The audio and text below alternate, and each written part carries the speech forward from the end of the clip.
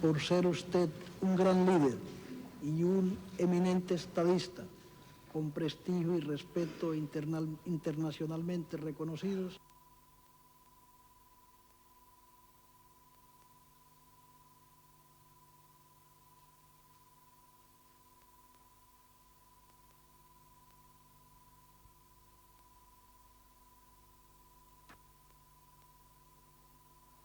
Presentes.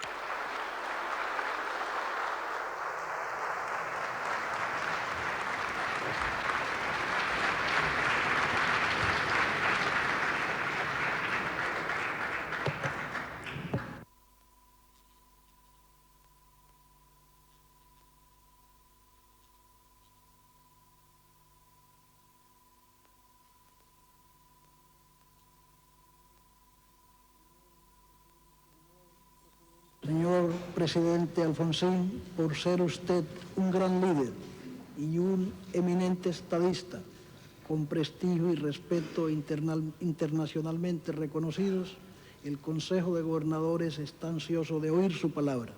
Le ruego que nos honre dirigiéndose a nosotros, señor presidente Alfonsín.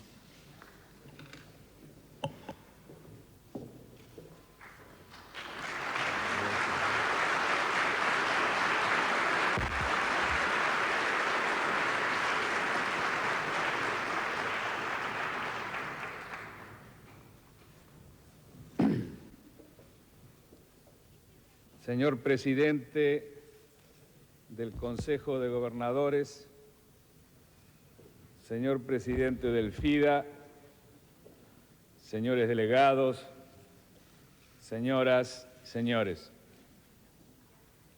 Es para mí un inmenso honor asistir a la inauguración del 8º período de sesiones de este ilustre Consejo, representante genuino de una de las más nobles batallas que libra la comunidad internacional, la lucha por erradicar el persistente flagelo del hambre y la pobreza en el mundo que desafía permanentemente el establecimiento de una paz sólida y duradera en nuestro planeta. Señor presidente, la lucha contra el subdesarrollo, base fundamental de la paz universal, requiere fundamentalmente un esfuerzo mancomunado, un diálogo fructífero y constructivo entre iguales, entre las naciones desarrolladas y los países en desarrollo. Se puede ejemplificar este concepto con la creación del FIDA hace 8 años atrás, cuando los países de la OPEP, los países industrializados y las naciones en desarrollo acordaron constituir un organismo financiero cuyo elemento orgánico más destacable es la estructura de la toma de decisiones, donde cada categoría de las 3 que lo conforman controla el 33% de los votos y, en consecuencia, ninguna prevalece. Independientemente de los recursos que aporta, ninguna impone su fuerza sobre la otra. Excelente ejemplo de la naturaleza que deben tener las relaciones entre naciones en el contexto de un nuevo orden económico internacional.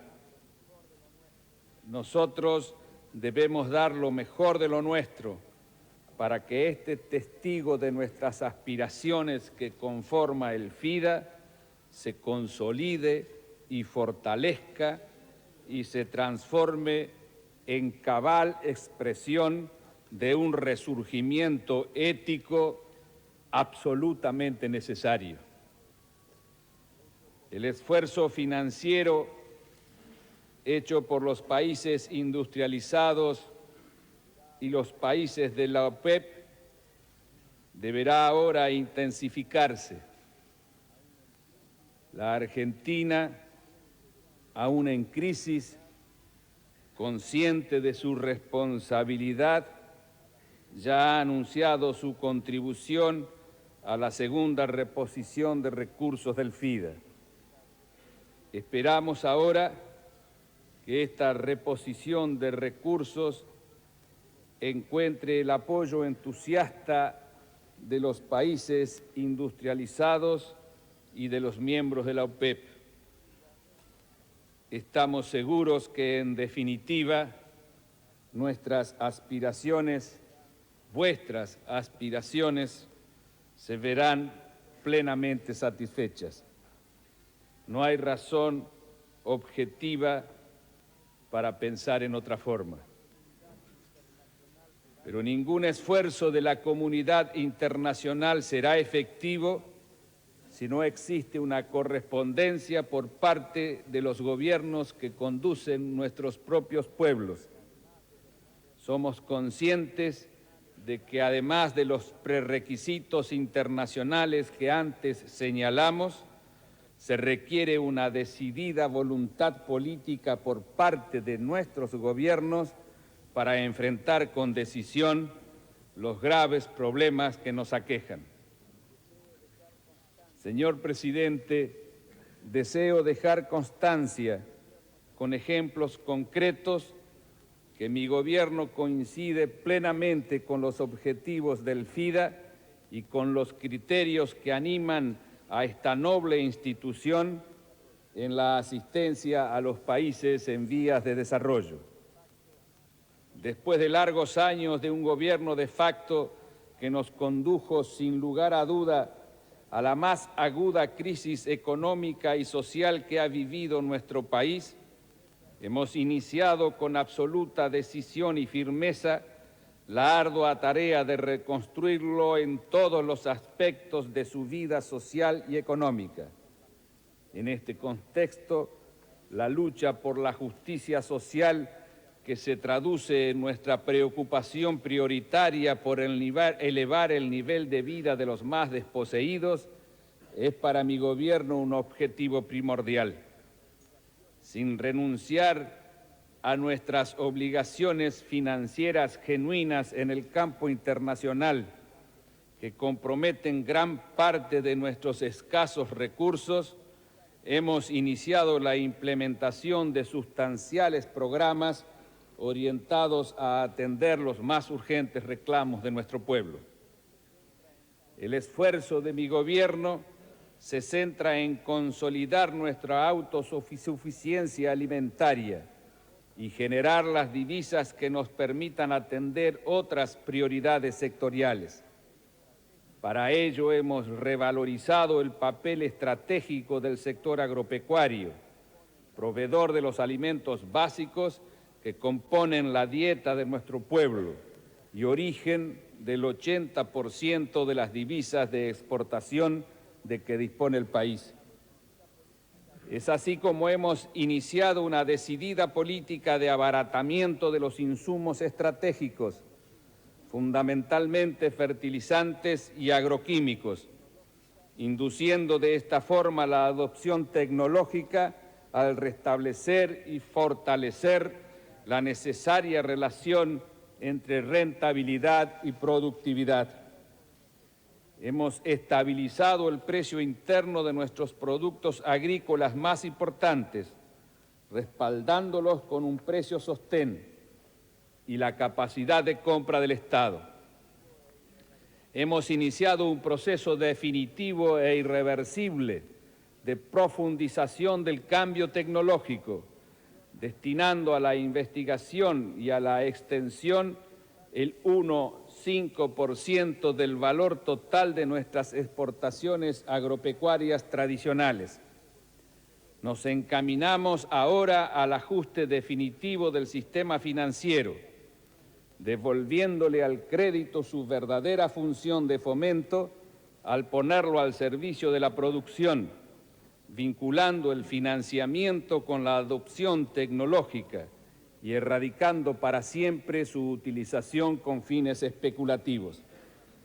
En el campo de la comercialización interna de nuestros productos tradicionales, estamos decididos a promover precios estables y el desarrollo de una apropiada infraestructura de acopio, transporte y embarque de granos.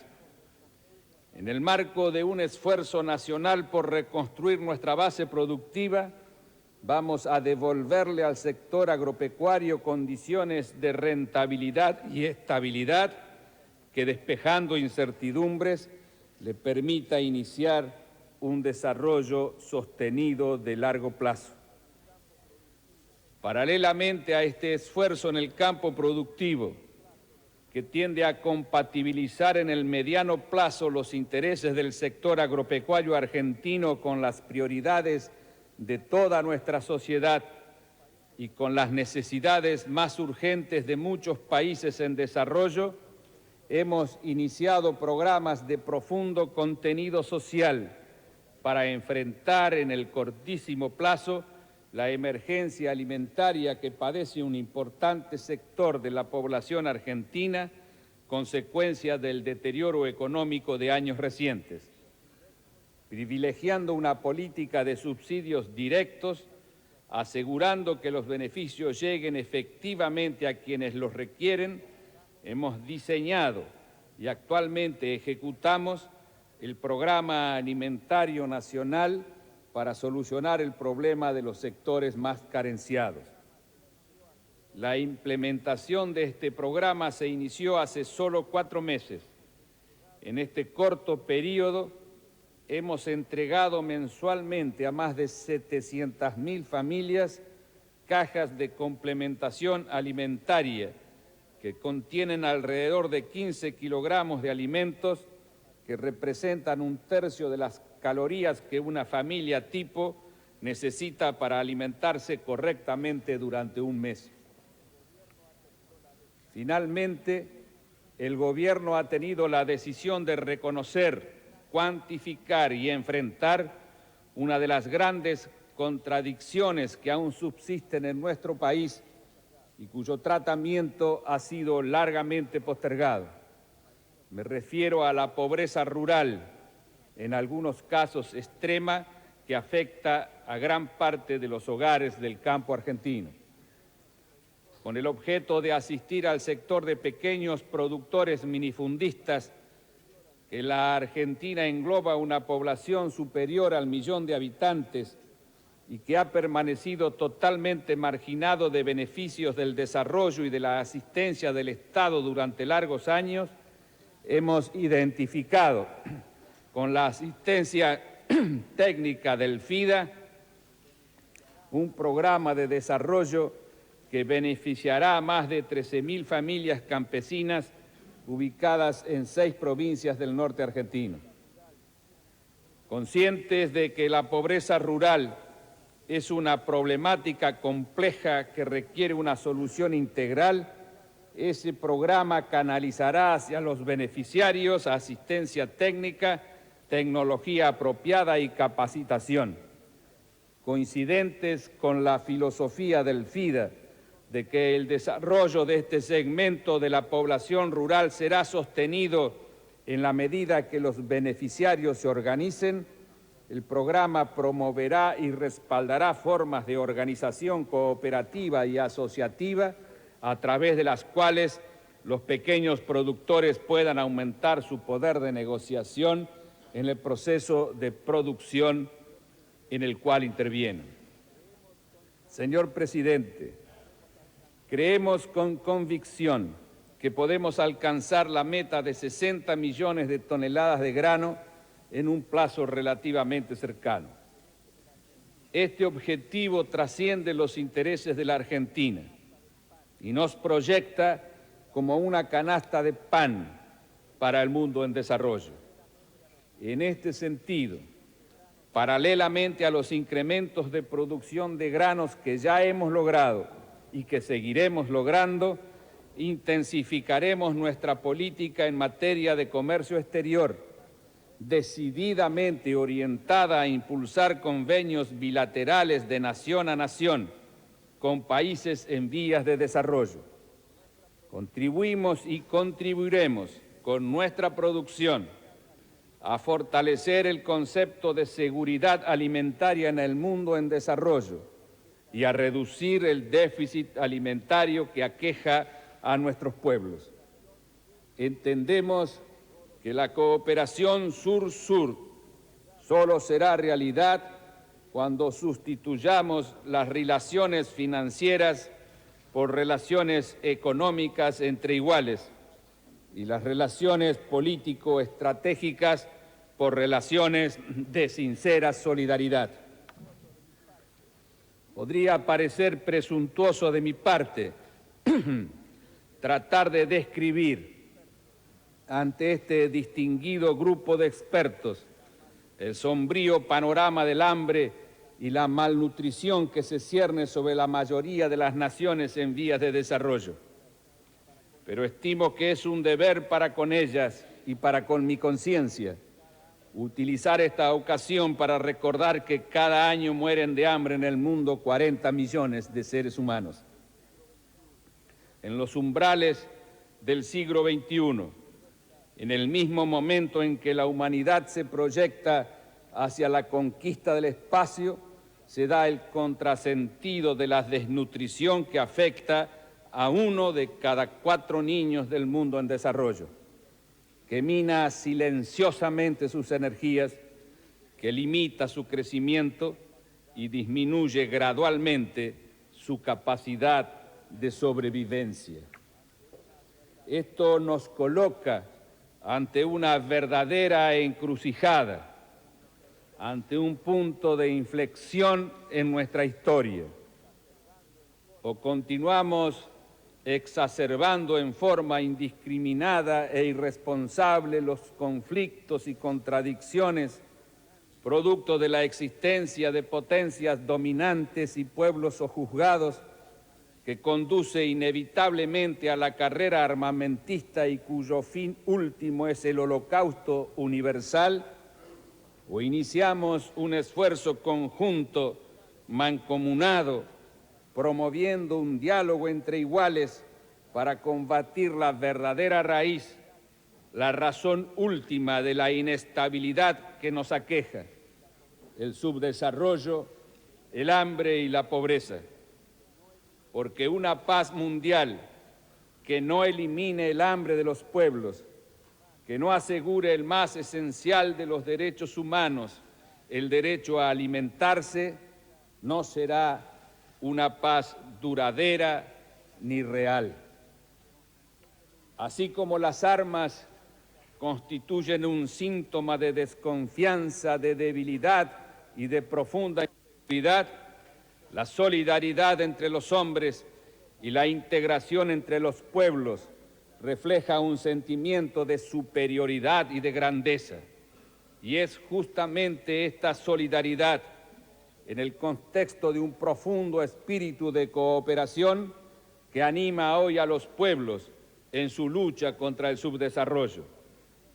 En mi calidad de presidente de los argentinos, un pueblo que conoció el horror de la violencia y de las armas y que defiende hoy los privilegios del desarrollo en democracia, puedo afirmarlo con orgullo.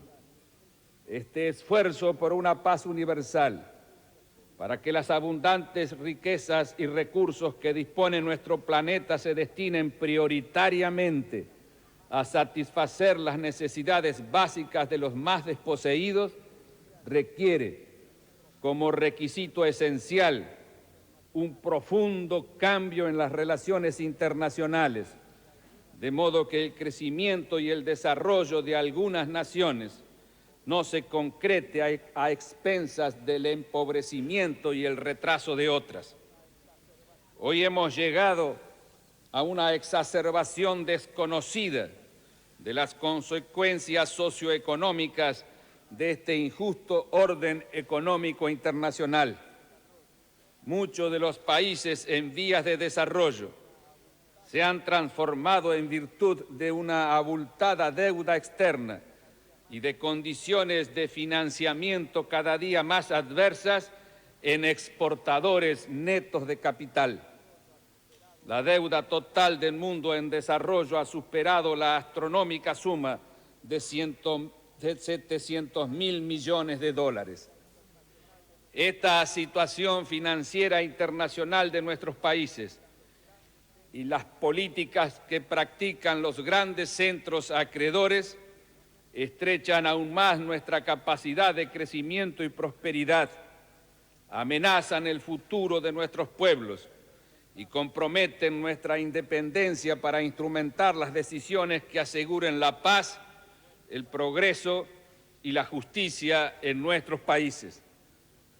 Pero lo que está en juego hoy no es un criterio de distribución de riqueza, sino el propio principio de convivencia, es decir, la legitimidad política del sistema internacional que nos toca vivir. Porque nosotros creemos que la estabilidad y el pacífico desenvolvimiento del sistema internacional ha de basarse en una concepción ética fundamental que debe funcionar en beneficio de todos y no de algunos, y que debe permitir la compatibilización de los intereses nacionales contrapuestos, buscando la solución de los diferendos en forma concertada y solidaria. Las razones éticas que nos llevan a reclamar un orden internacional más equitativo convergen con las razones prácticas, toda vez que en un mundo injusto es hoy más que nunca un mundo inestable e inseguro. Así hemos afirmado recientemente que la justicia en el sur es también hoy más que nunca una condición necesaria para la paz en el norte, como tuvo la gentileza de recordarlo recién el señor presidente.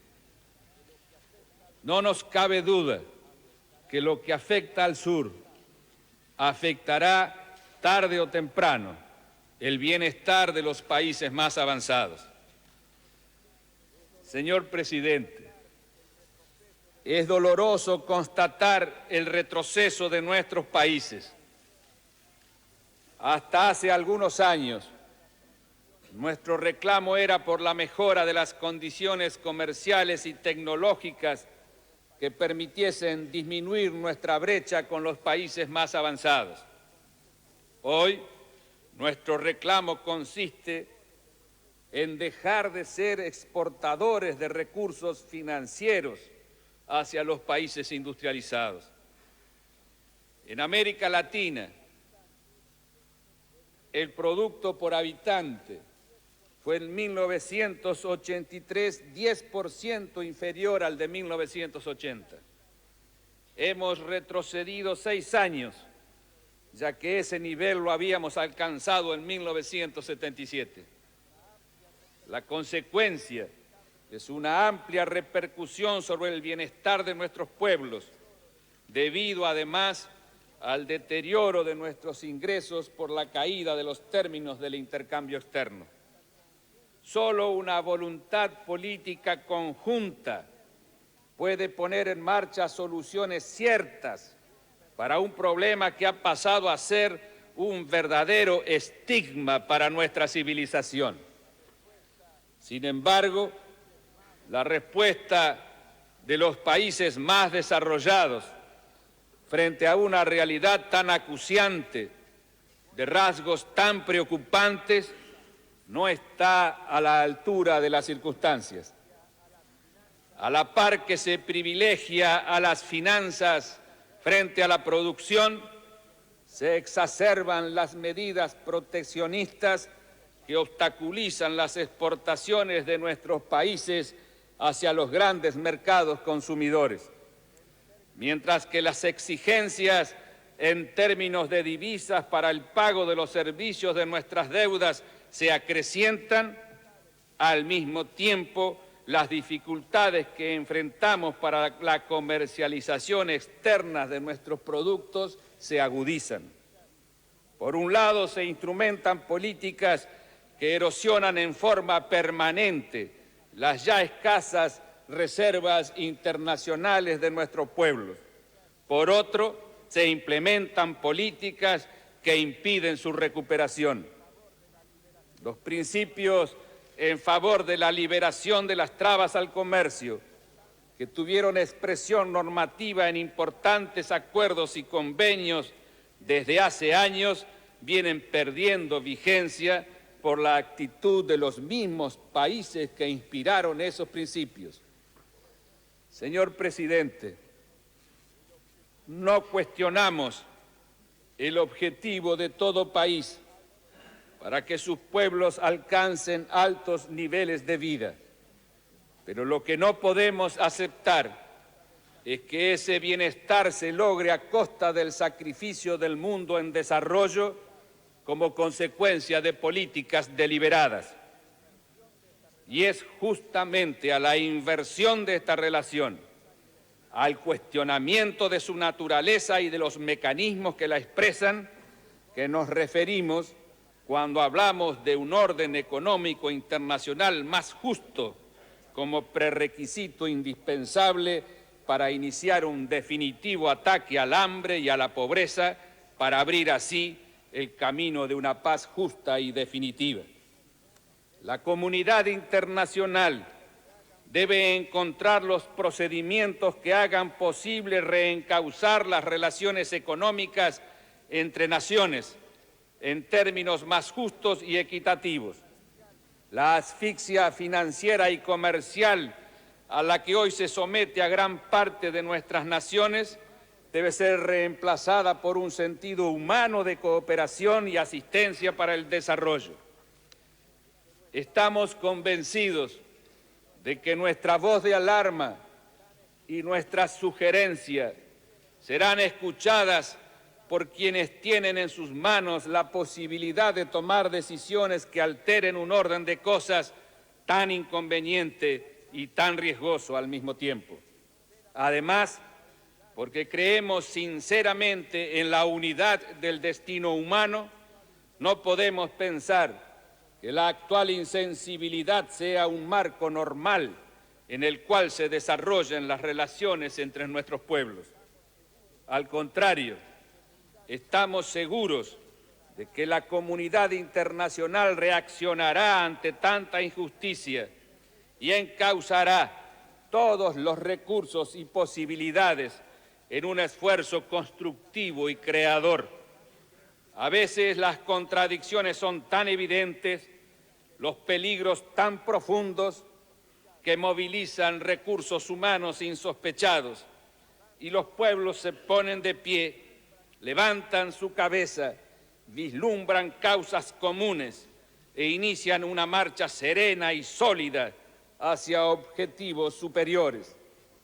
Esto lo puedo decir como argentino con absoluta seguridad, porque es la historia más reciente de mi país y es justamente motivado por la confianza y el optimismo que nos transmite nuestra propia experiencia que acepté la invitación del señor presidente de IFIDA para dirigirme ante este honorable consejo.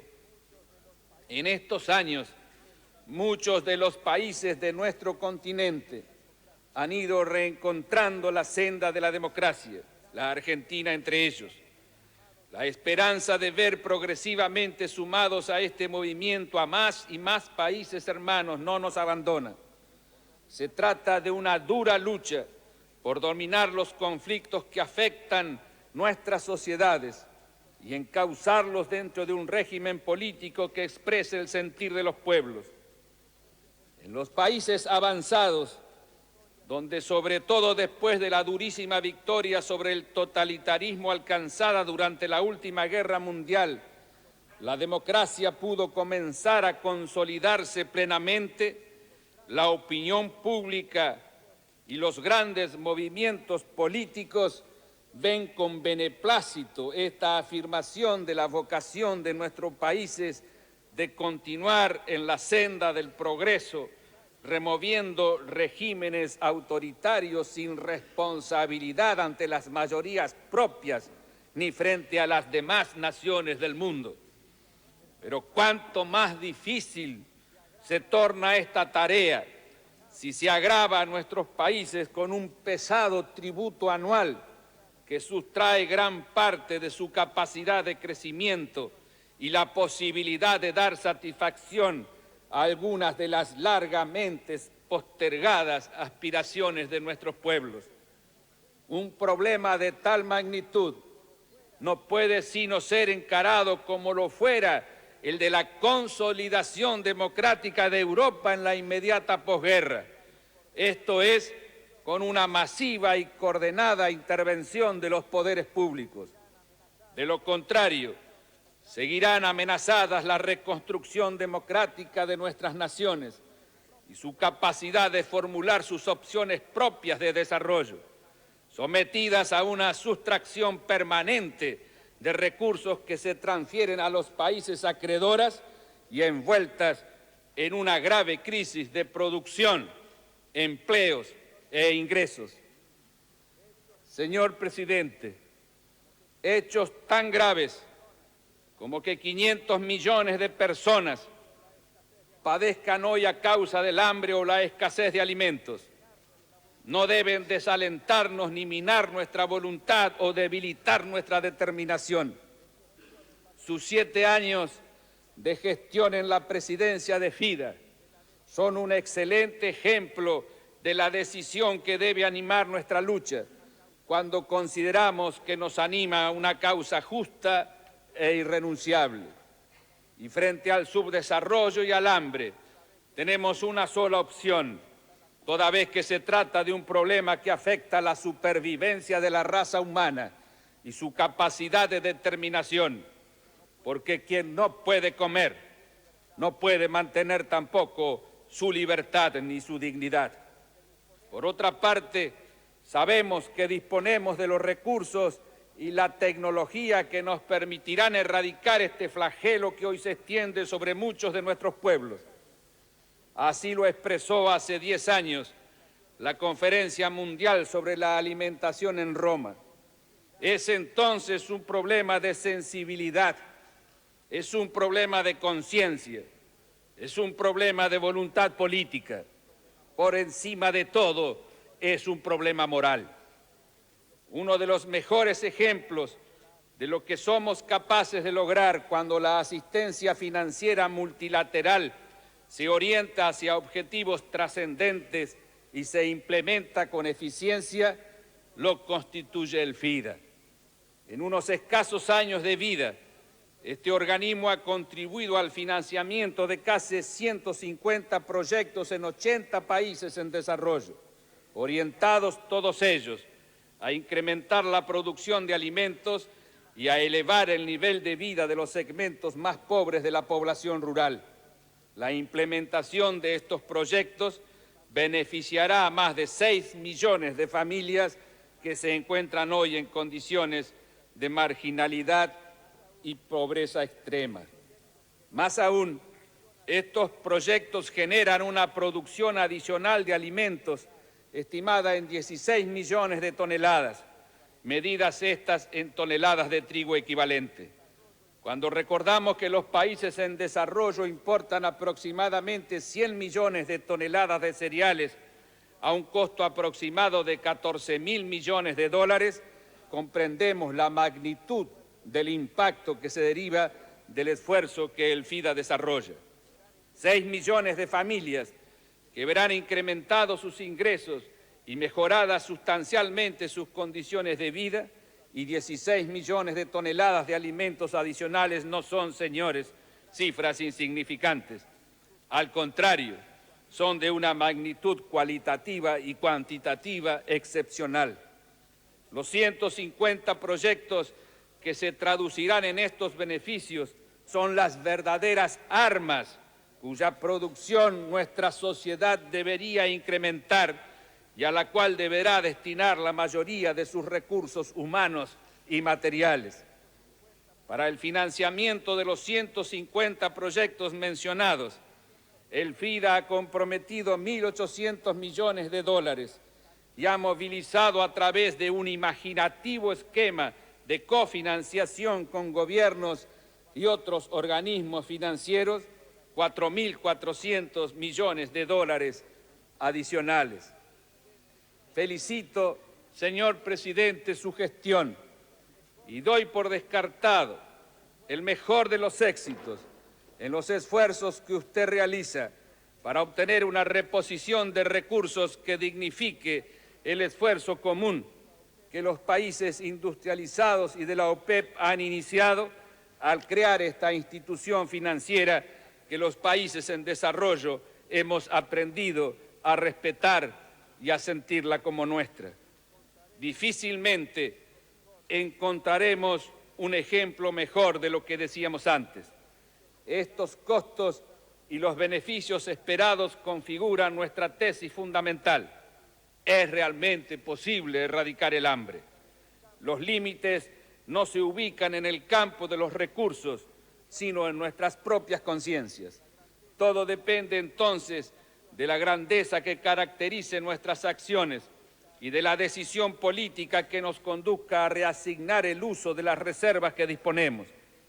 Apenas reasignando una pequeñísima proporción de los gastos dedicados a producir armas al noble objetivo de evitar que seres humanos se mueran de hambre y tengan una vida más digna, podrían duplicarse los recursos del FIDE.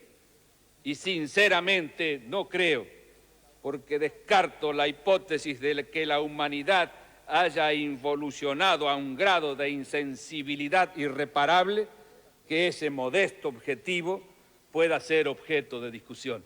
Muchas gracias.